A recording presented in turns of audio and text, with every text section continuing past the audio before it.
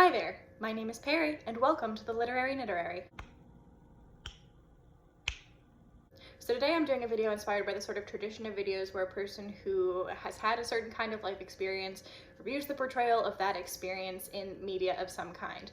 What an overly vague way to describe that. What do I mean? An example of this type of video would be Jean Bookish Thoughts, an actual Scott Reed's Highlander Romances video. So I am a thru-hiker. Last year I thru-hiked the entire Appalachian Trail northbound from Georgia to Maine, a distance of about 2,192 miles, plus the 8-mile approach trail. It took me about 5.5 months, and it was the biggest adventure I've ever been on so far. And basically I wanted to start a series called An Actual Thru-Hiker Reads Trail Books to sort of delve into this sub-genre of literature that is about people's thru-hikes or the institution of long-distance hiking in general. So for reference, a thru-hike is basically hiking every single mile of a given long trail within a given season or period. So the ATC defines a thru-hike of the Appalachian Trail as making your very best honest effort to hike every single mile of the Appalachian Trail within a calendar year, for example. This will be important later. Long distance and thru-hiking continue to become more and more popular, and more people go out onto the Appalachian Trail and the Pacific Crest Trail, for example, and attempt long distance or thru hikes. And though they are not solely responsible for this upswing in popularity and trail traffic, trail books and books that have been made into movies do contribute to the popularity of the pursuit. I met several people on my thru-hike who said they were first inspired to start looking into the trail by the movie Wild, which is based, again, on a book. So we know there's one sort of relationship here where books about hiking inspire people to go hiking, and my question is about what the nature of the relationship in the opposite direction is, what someone who's already been hiking thinks of the portrayal of that experience in books about hiking.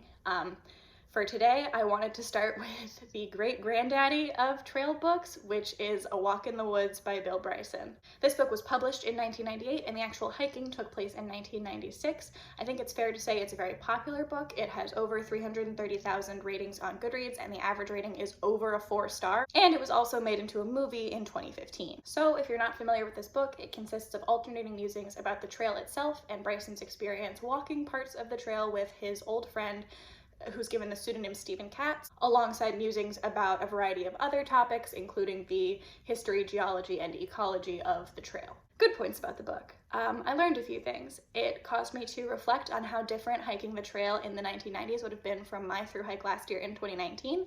Bryson talks a lot about the variable quality and inconvenience of the maps that he's using to try to figure out where he was. I had a portable guidebook on my phone. Bryson talks about not being able to call for help. Again, I had my cell phone. He says that most people can't get out without a pack weighing at least 45 pounds. I would say that's no longer standard, and the vast majority of people are under 40 pounds, with 35 being right about average, and gear has developed enough that if you're willing to drop more money or spend more time looking for things, you can get down even lower than that.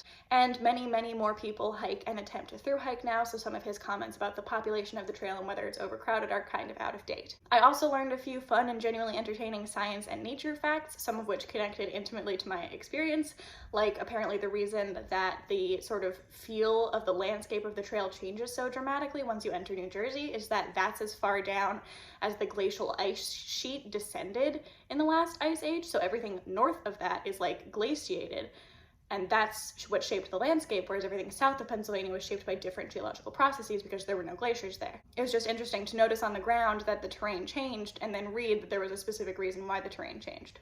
Also, hearing him say that the rattlesnakes in Pennsylvania are widely acknowledged to be the meanest rattlesnakes on the trail was very gratifying, because they are. In general, I found the conversations about ecology and geology really interesting. The thing that I found most enjoyable about the book, though, was that there were a fair few moments where I would be reading and something would hit me and I would think, yes, that's exactly it. That is exactly how that feels.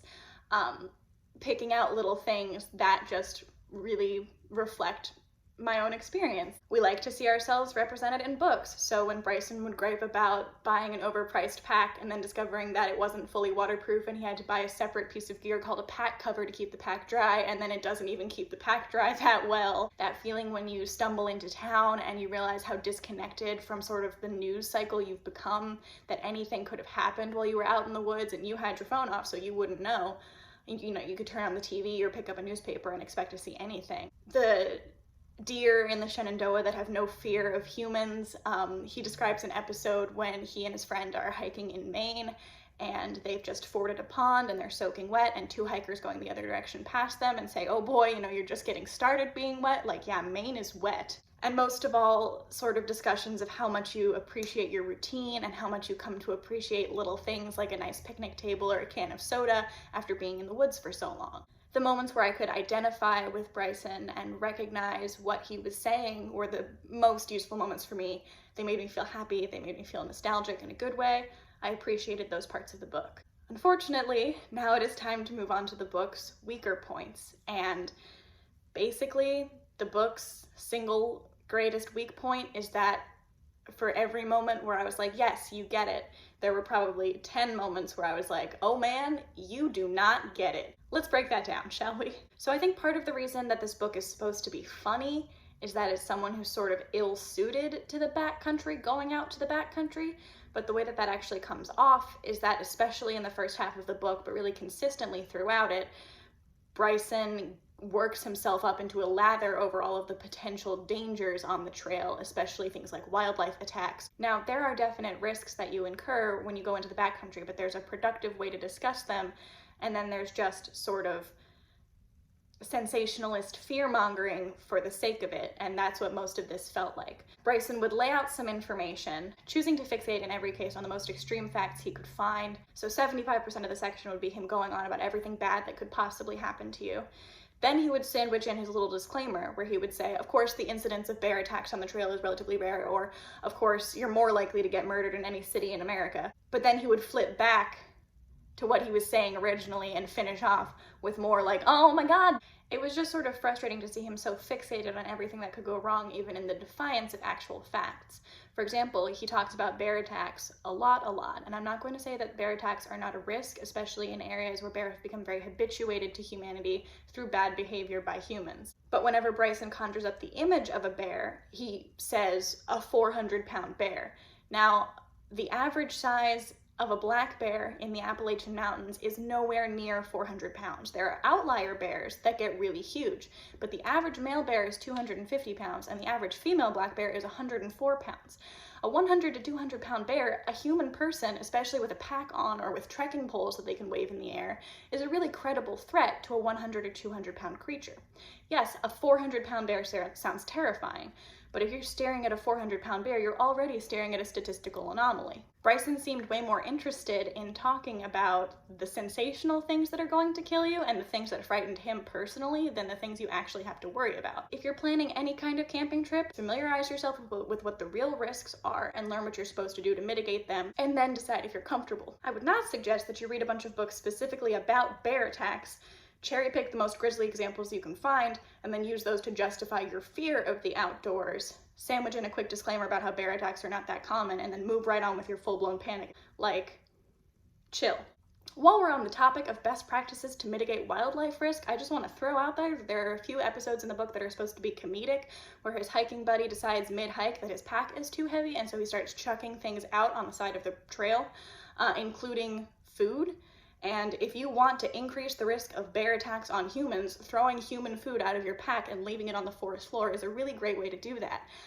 Where I come from, that's called litter. If it happened, it happened. It happened 20 years ago, but presenting it as if I'm supposed to think that's funny rubbed me the wrong way. Like, don't drop your garbage in the woods. That is hiking 101. Now we're moving on to more serious territory. Something else that irked me about this book was that classism, misogyny, and fat shaming basically simmered under the surface of everything Bryson said about every person he met. The Appalachian Trail starts in Georgia, and a good half of the trail is in the South. Bryson, as a New Englander, uses this southern half of the trail as the excuse to make all the hillbilly jokes his little heart desires, which really rubbed me the wrong way, because basically hillbilly and white trash stereotypes originate from the landed elite trying to convince people that poor southern whites are poor because they are fundamentally unfit to be anything else. If they were a better breed of human, they would be able to be normal, rich, or middle-class people, but they're just so poor and lazy and dumb that they don't deserve to have good lives, right? The stereotypes Bryson uses for cheap laughs are steeped in a history of classism and eugenic thought, and they've been used to turn poor white people and poor black people against each other to distract them from the fact that they're being exploited by the wealthier classes. For more on this, I suggest this book. It will phrase everything more eloquently than I can. But basically, I have very little patience for Bryson consistently joking that he's going to get captured and violated and murdered by a group of marauding hillbillies. Like, no thank you. Second of all, along this theme, Bryson feels the need to comment on the fuckability of every woman he comes across and how that impacts how much he should respect her as a human, which is great and awesome. Throughout the book, he just says terrible things about plenty of people that he encounters and plenty of people that he imagines. I understand that when you're writing nonfiction, being able to make a quick physical description of someone is useful, and saying that someone is fat or overweight is not inherently an insult, but when you use it as part of your excuse to condescend to them and say mean things about them and basically view them as less smart and less like worthy of respect than you are, it's gonna start really rubbing me the wrong way. Basically, all women in the book are either fat and therefore undesirable and therefore not really people, or they are oversexed, nubile nymphomaniacs and therefore not really people. And I don't have patience for that. At one point, he calls a waitress in Gatlinburg Betty Sluts just because he feels he's been overcharged for his cheeseburger in a tourist trap. What did she do? Nothing. Did she make the prices? No, but she's a slut. But basically, my single biggest problem with this book, as if there could be anything bigger than Bryson's simmering and palpable contempt for everyone he comes into contact with, is the fact that they do not hike the entire trail. There are a lot of situations in which that wouldn't be a problem. For example, I could see this book going, I don't think an entire through hike is feasible for me now or ever, so I'm going to do several long sections of the trail in order to get a feeling for it, and then talk about the institution of hiking and my own experiences. If you're upfront about what you're trying to do and you only want to do a section hike, more power to you. I understand that through hiking is for many people inaccessible because of the investment of money and time and the sort of opportunity cost of that time. I understand that it's a privilege to have 6 months to just say, you know what, I'm gonna fuck off into the woods. My issue with this book is that Bryson makes it sound like he's going to do a through hike, and then he doesn't, but then he concludes that because he did it in his heart, he did it anyway. And I have thoughts about that. So here we enter the portion of the video where I give you basically a summary of their actual journey and my critique of the way that it's presented. So step 1, they set off for Georgia in early March. They make it sound like they're going to attempt to walk to Maine. They make it sound like that's what they're doing. I pulled a quote. Excuse my laptop. You don't have to do this. You're not in the army. You can quit right now, go home, see your family, sleep in a bed. Or alternatively, you poor sad schmuck, you can walk 2,169 miles through mountains and wilderness to Maine. And so I trudged along for hours. He makes a few other similar comments like this, for example, when he's talking about like the social interactions he has with other people who are attempting through hikes, that make it sound like he is attempting a through hike, like he is trying to walk to Maine. Awesome, great. Then what happens? Well, then they get to Gatlinburg, which is where Betty Sluss lives, remember? That's about 200 miles in, it's part of the way through the Smokies. They get to Gatlinburg, they're at an outfitter buying shoelaces, and Bryson sees one of the vertical maps on the wall of the entire Appalachian Trail. These are ubiquitous everywhere along the trail in outfitters and hostels, and so I thought this was gonna be another moment where I really connected with Bryson, and I was like, oh my God, I used to love checking my progress on those things. That's not what happens. He walks up to the map, and he looks at the map, and he sees how much he's done, which is about 200 miles or 10%. And he says, oh my God, we haven't done anything. We can't do this. Basically, his argument being, it feels like I've been walking forever and I haven't covered what feels like an appreciable distance on this map, so therefore I'm doomed to failure. This is, I would say, the wrong attitude for someone who wants to be a successful through hiker, and it might just be a fundamental incompatibility of Bryson's personality with the institution of through hiking itself. I would always feel encouraged by doing a visible portion of the map at all, and inspired by the vast landscape I still had to traverse. The accruing sense of accomplishment as I would check the map again and again at every hostel I stopped at, of seeing that same map at Harper's Ferry and seeing that I had made it almost halfway, seeing that same map at a hostel in Maine and seeing how much I had done, like, clearly it's making me a little emotional. So two different kinds of people, I guess, looking at a map like that, drawing two different conclusions.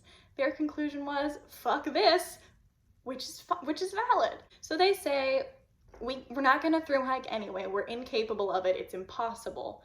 Let's skip 20 miles and get out of the Smokies and start hiking again. Whatever. Then Bryson picks up a newspaper and reads that Tennessee is trying to roll back the teaching of evolution in schools, and he says, "Suddenly, I had a powerful urge not to be this far south any longer." Again, expressing his disdain and apparent incompatibility for everyone south of the Mason-Dixon line, apparently. So they decide to take a cab all the way up to Virginia. So they skip a huge chunk of the southern portion of the trail. Whatever. So they hike some in Virginia. They do the Shenandoah. It's all very nice. Then Bryson says, "We had allotted 6.5 weeks for this initial foray, and now it was nearly over. He apparently needs to get off of the trail to promote a different book that he wrote, and his wife is coming to pick him up." So did he ever intend to thru-hike in the first place? I'm really not sure. Plenty of people get off of the trail temporarily for a variety of reasons and come back on. So maybe Bryson knew that he had a book tour that he had to go do in May, but he wanted to hike in March and April, and he wanted to hike in June, July, and August, or whatever. I'm not saying you have to stay on the trail the whole time, and I'm not saying that it would have been impossible for him to finish a thru-hike with this commitment that he had made. The thing is that he doesn't get back on the trail immediately. He goes back home after what I'm assuming is a book tour and sort of hangs around for 2 months until like the end of June. And then he basically says what sounds like, "It was embarrassing to me that other people in town would see me in town because I was supposed to be hiking the Appalachian Trail this summer, and the fact that I'm in town makes it seem like, I'm not doing that." Which makes me feel like he did think he was gonna thru-hike, but then after that first 6.5 week taste, he was like, nope. But then after 2 months off, he was like, wait, I have to do something. So then he starts day hiking sections of the trail in Pennsylvania by driving down there in his car and getting on and off the trail wherever. And this is the middle section of the book where you can tell that there's really not enough content for like a book, because the discussions in the chapters that used to be about things like the history of the Appalachian Trail or the ecology of the Smoky Mountains turn into like a discussion of Civil War history, most of which isn't even related to the place that he actually is, or like a discussion of Centralia, Pennsylvania, which has been having an underground anthracite coal fire for a very long time, but is nowhere near the trail, and you can't get there from the trail, and you don't see it on the trail. So why is he talking about it? I don't know, it's in Pennsylvania? So he knows that it turned into a mess.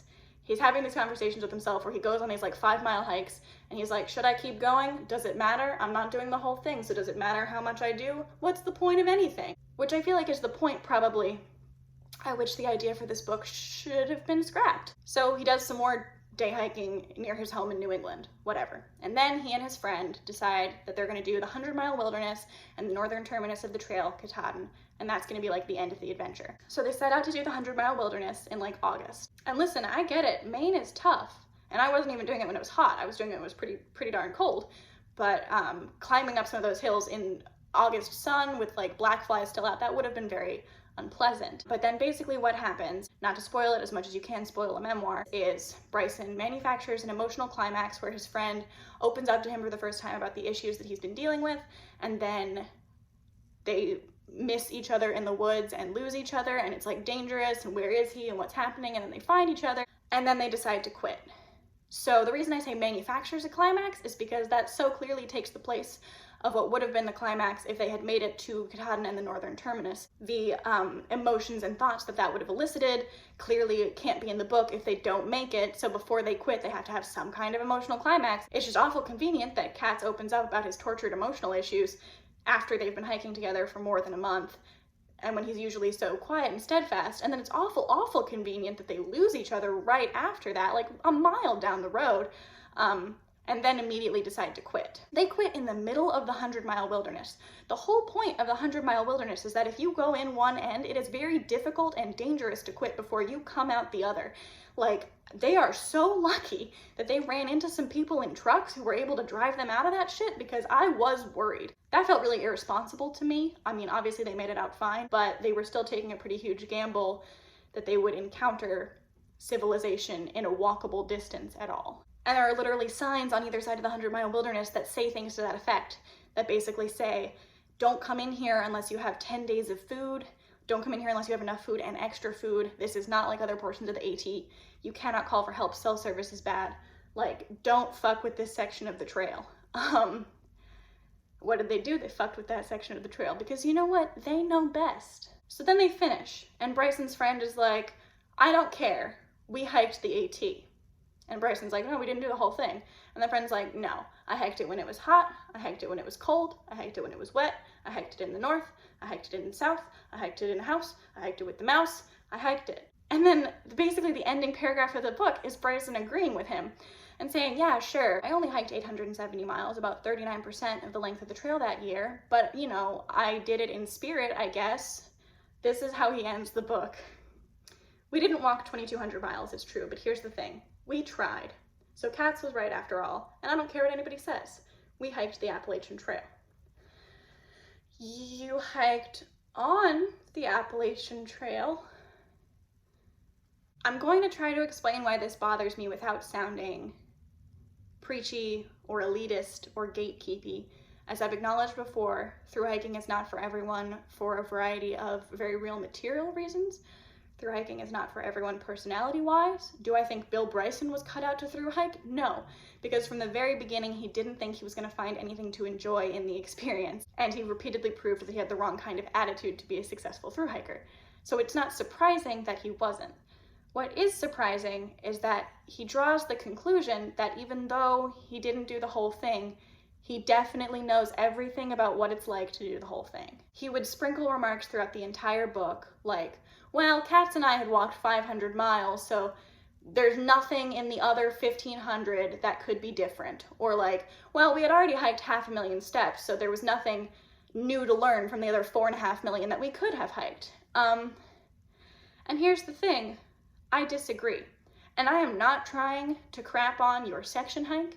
I am not trying to crap on your weekend hike. I'm not trying to crap on you if you are a 2,000 miler and you've done the entire trail but you didn't do it in a calendar year. I'm not trying, like, hike your own hike. I am not trying to tell you that you are invalid or that you did the trail wrong. I'm kind of trying to tell Bill Bryson that he did the trail wrong, and here's why. It's only because he said he was going to thru-hike, failed to thru-hike, concluded that he thru-hiked anyway. That's the specific formula that I'm mad at. Basically, I think Bryson is wrong when he says that once you've done 500,000 steps, you know what the other 4.5 million are going to be like. You don't. There's sort of an accumulative emotional effect to a long-distance hike like this, and I think Bryson knows that, and here's why. When he's doing his day hiking in the Whites, he's talking about how he thinks he gets more out of a mountain because he walked up from the bottom than the people who, say, drive up to the top of Mount Washington get, or people who drive up to within a half mile of the summit and then take a half-mile spur trail up get. He thinks that it's a more enriching experience if you start from the bottom and you go to the top. He thinks that he's correct to look down on people who drive to the top of the mountain. He thinks he's getting more out of the experience than they are. Using his own assumption, why wouldn't he be able to see that it means something different if you've walked all the way to the top of the mountain in New Hampshire from Georgia? I cried on Clingman's Dome, which is the 200-mile mark where Bryson and his friend give up on the idea of a thru-hike. And I cried not just because it was beautiful, but because it was beautiful and I had walked 200 miles to see it. And then you hit 500 miles, and then you hit 1,000 miles, and every step of the way you can say to yourself, I walked here. I did this.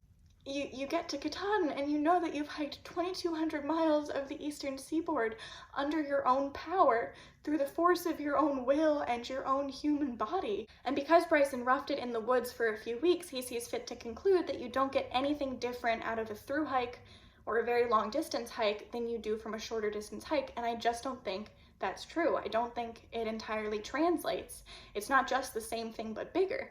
I think he's not willing to understand that the AT for a lot of people is a symbolic journey. I think he misses out on the experience of setting a lofty and incredibly challenging goal for yourself and then meeting it, or doing your very, very best to meet it, because he didn't have that experience. And to conclude that he knows everything about that experience without having had it is just incorrect. And everyone gets something different out of their thru-hike. Some people probably don't get anything at all except for 5 months of hiking. Like, that's fine. This approach just really didn't click with me at all. Basically, to use an analogy, I've visited the campus of Princeton. I've walked around a fair amount of the campus of Princeton, But if I started saying, I went to Princeton, I graduated from Princeton, I got a degree from Princeton, or even I know everything about what it's like to get a degree from Princeton, and I can conclude that there's no added value compared to walking around the campus of Princeton, people who have graduated from Princeton, or people who love teaching at Princeton, or people who are students at Princeton would probably call me on my bullshit, and that's all that I'm trying to do here. Basically what I'm saying is that for me, at least, the whole tone of this book is off. I think there's probably a way to talk about the alienation you feel as a northerner or a city person heading into the woods of Georgia that doesn't apply that all people born in the South are undeserving of respect. There's probably a way to offer a physical description of people that you meet without like demeaning them or implying that they are less worthy as people than you are. And there's a way to discuss an endeavor that you failed to complete in a way that doesn't make it seem like you don't believe the endeavor is worth completing in the first place. The treatment of basically every other person in this book felt mean-spirited, and the treatment of the trail itself in this book felt arrogant and smacked of sour grapes. Now, I'm a merciful fellow, so I wanted to end the review on something more of a positive note. So I'm going to read this quote, which is possibly the longest passage of the book that I managed to identify with without like sighing and writing something down in my notes. This is from the very end of the book in his sort of conclusion chapter. I had come to realize that I didn't have any feelings towards the AT that weren't confused and contradictory. I was weary of the trail, but still strangely in its thrall, found the endless slog tedious but irresistible, grew tired of the boundless woods but admired their boundlessness, enjoyed the escape from civilization and ached for its comforts. I wanted to quit and to do this forever, sleep in a bed and in a tent, see what was over the next hill and never see a hill again. All of this at once, every moment, on the trail or off. So as you can probably tell by me getting emotional again, I'm pretty sympathetic to that portrayal of the trail. I'm not trying to say that the only thing I want out of my trail book is someone who idolizes the institution of the trail and everyone on it and believes that any hike is a linear journey from being a broken person to being a completely fixed, better person, and that they had a linear progression of like mediocre to awesome along the way. I'm not asking for a trail book that tells me that hiking is going to cure all of my personal problems. I would call that fake on the other end of the spectrum, you know? Like that's overwhelmingly positive, that's not accurate. This deeply ambivalent passage feels really accurate to me. It reflects how I was feeling on the trail towards the end of the hike when I was so tired and so unsure. But the difference is that even at the end of the day, my ambivalence or my criticism of the trail and or trail culture came from a place of love and respect. And I feel like Bryson's take comes from a place of bitterness, and it wasn't pleasant to read. In conclusion, there were isolated moments throughout this book that felt real, that made me happy, that made me nostalgic, that were recognizably part of the trail that I hiked. There was decent coverage of related topics like ecology, geology, and history, though it does meander in the middle of the book and focus on the dangers of the trail in sort of a counterproductive and borderline exploitative way. But all of this is basically outweighed by the smugness and the ickiness of misogyny, classism, and fat phobia that are simmering just below the surface. It's supposed to be funny, and I'm sorry, but I just didn't find it funny.